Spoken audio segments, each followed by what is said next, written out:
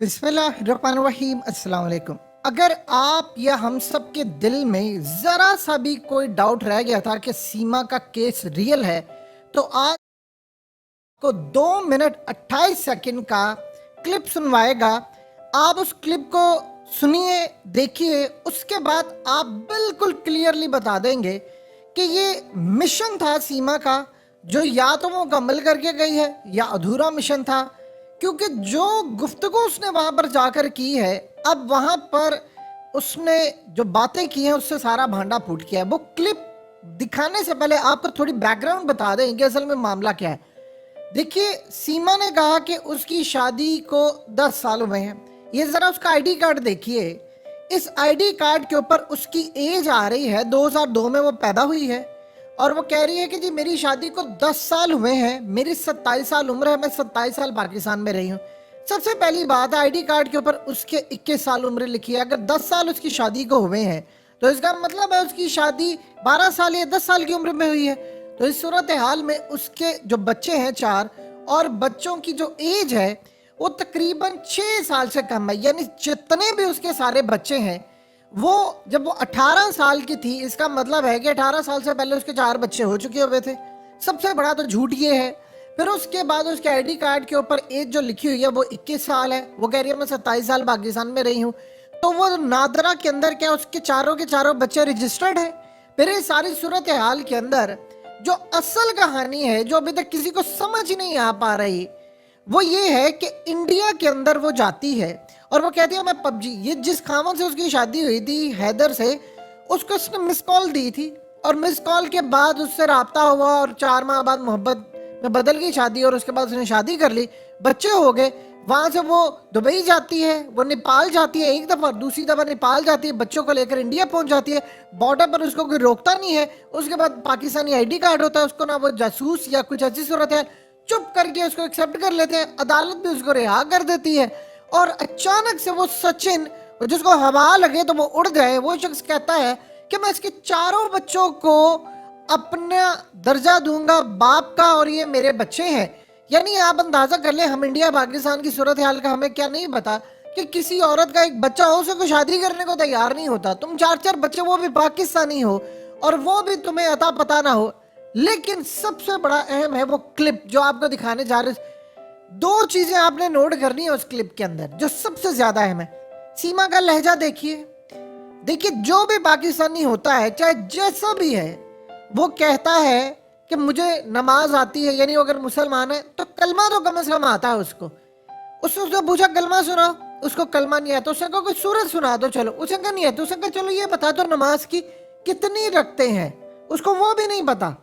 उसने कहा कुल हु अल्लाह सुना दो। वो इंडिया में होकर उसे कह रहा है कि यार कुछ तो सुना दो, कुछ तो पता होगा, ला इलाहा इल्लल्लाह सुना दो। उसको वो भी नहीं बोलना आता। उसने कहा अल्हम्दु सुना दो, वो भी नहीं वो बोल सकती।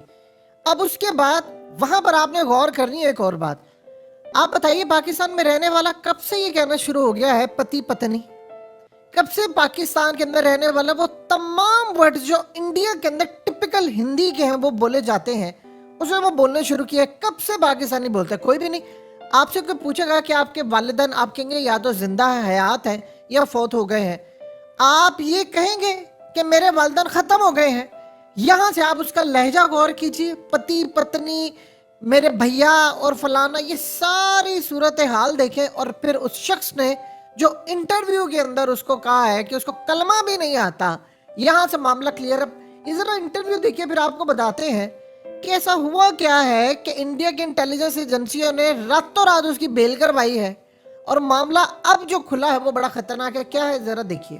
औरतों को, हाँ, जो सिटी में रहते हैं, शहर में पंजाबी हैं या इस तरह की हैं, उनको है। लेकिन जो हम सिंध के हैं तो हमें ज़्यादा नहीं है फ्रीडम। अच्छा, यहाँ हिंदुस्तान में एक चर्चा है, कि जो वहाँ पाकिस्तान में हिंदू महिला हैं उनका शोषण वहाँ मुस्लिम युवकों के द्वारा होता है। क्या ऐसा सच है? आपने कभी सुना है ऐसा वहाँ पर? पहली बात तो हिंदू बहुत कम देखे हैं मैंने। अच्छा। और त्यौहार तो हिंदुओं के बिल्कुल नहीं देखे थे। जब इनसे बात हुई तो एक हिंदू दोस्त बनी मेरी वहाँ पे भी। उनके भी रिश्तेदार यहाँ भारत में भी हैं, तो फिर हमारी ऐसे थोड़ा बहुत इंटरेस्ट था मुझे हिंदू धर्म में। तो मैंने पूजा उनके साथ करती थी, या फिर करवा चौथ रखती थी। नवरात्रि मनाते थे तो उनके साथ ही मनाया करते थे। अच्छा, आप कितने भाई बहन हो? हम 4 मतलब- भैया 3 बहनें हैं। एक भाई 3 बहन। माता पिता हैं आपके? नहीं, दोनों खत्म अच्छा, हो गए। ससुराल में कितने लोग हैं आपके में? मैं अपने पति को ही जानती थी। एक ससुर है और उसका 2 पत्नियां हैं। एक पत्नी में से एक बेटी है, दूसरी में से 2 एक लड़का है। अच्छा, आपने नमाज पढ़ी कभी? हाँ, रमजान में पढ़ी थी। रमजान में पढ़ी थी, वैसे ना पढ़ी जैसे नॉर्मल दिनों में पढ़ते नमाज? नॉर्मल नहीं पढ़ते रमजान में। अच्छा, अगर आपसे बात करिए थोड़ी सी इस्लाम धर्म के बारे में, तो आप बता पाएंगे सूरह फातिहा सूरत सुना देंगे क्या आप? सॉरी सर, अभी नहीं। सना नहीं। मतलब अलहम्दो की सूरत, सुबहाना की सूरत, कुल हु अल्लाहु अहद की सूरत, या कोई कलमा कोई सुना देंगे आप? कोई भी कलमा, कोई भी मुस्लिम धर्म का कोई भी कलमा एक आप सुना दो। सुना जी, सूरत आती है। सुना दीजिए। मैं भूल गई हूँ सर, सॉरी। कोई भी इस समय कोई भी सूरत याद ना? ना, मेरे अच्छा, दिमाग आप में हिंदू नहीं। धर्म में कब से कन्वर्ट हुई हो? मुझे तकरीबन मार्च से लेकर मार्च से। तो अभी तक कोई श्लोक याद किया आपने? अभी तक नहीं, क्योंकि पूजा पाठ में अभी मैं बैठी थी। 2-3 बार गई। वैसे करवा चौथ के बारे में पता थोड़ी बहुत आती भी है, पर मैं सही नहीं कह पाऊँगी, तो इसलिए मैं नहीं कहूँगी। सीख जाऊँगी, जब मुकम्मल सीख गई तो नेट पे वीडियो ज़रूर डालूँगी। अच्छा, आपने जैसे नमाज पढ़ी है, तो किसी एक नमाज के बारे में बता देंगे कितनी रकत होती है किसी नमाज में? जी बिल्कुल, फजर में 2 होती हैं। फजर में 4 होती हैं, 2 सुन्नत 2 फर्ज। सुन्नत की नहीं, मैं फ़र्ज़ की बता रही हूँ। अच्छा, जौहर में कितनी होती हैं? ज़ोहर में 4।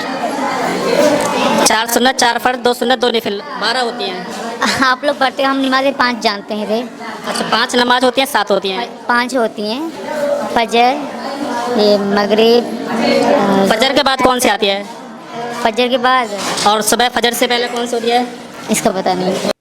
आपने देखा ना, उसको कलमा आता है, लहजा उसका देखिए कैसा है। अब 2-3 चीजें यहाँ पर थोड़ी समझ लें।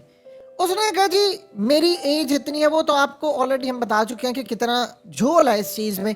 यानी उसके बच्चे 7 साल के हैं, तो तुम्हारी क्या 10 साल की एज में शादी हुई थी? आईडी कार्ड जाली।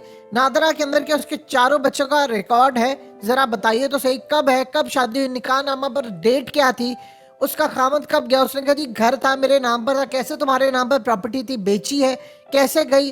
खामद ने कहा ये फलाना है। कैसे वो चली गई दुबई, कैसे वो नेपाल चली गई? वहां पर किसी ने भारत के अंदर उसको एंटर होता नहीं रोका।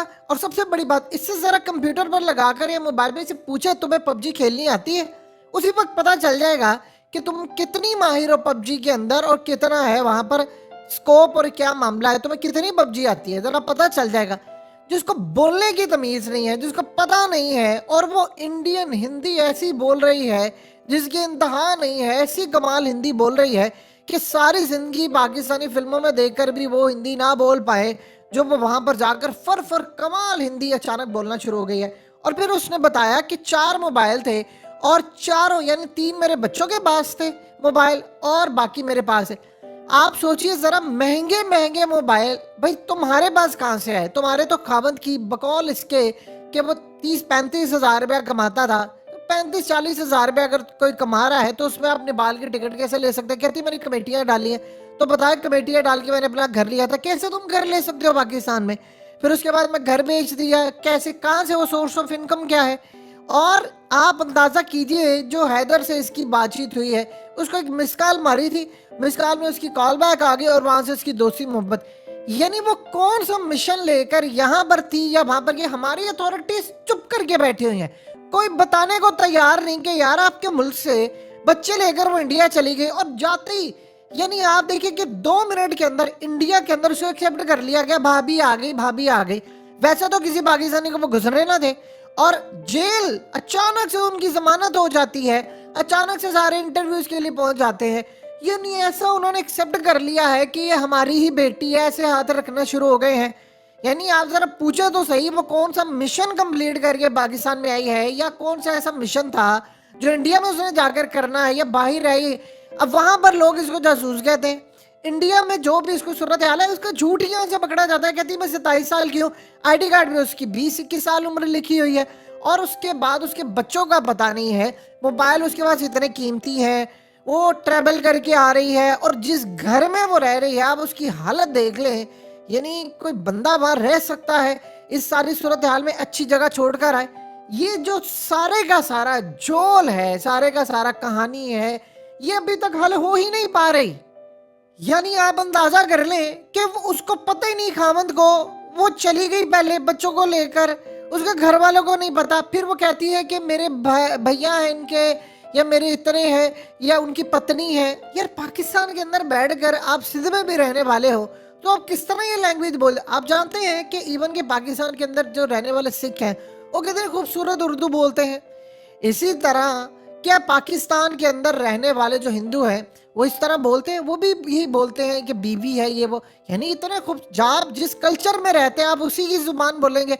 अब जो लोग अफ्रीकन जाकर अमेरिका में रहते हैं वो अमेरिकन लैंग्वेज बोलते हैं, उनका एक्सेंट वही होता है। जो ब्रिटिश में रहते हैं वो वहाँ का एक्सेंट बोलते हैं। तो ये असल में जो सारी सूरत हाल है ये झोल ही झोल है और रियलिटी उसके सामने आ ही नहीं पा रही। और आप अंदाजा कर ले हमारे लिए कितनी बड़ी दुख की बात है कि हमें अभी तक अथॉरिटीज बता ही नहीं रही कि कौन थी, क्या थी और कैसे चली और क्या मामला हुआ।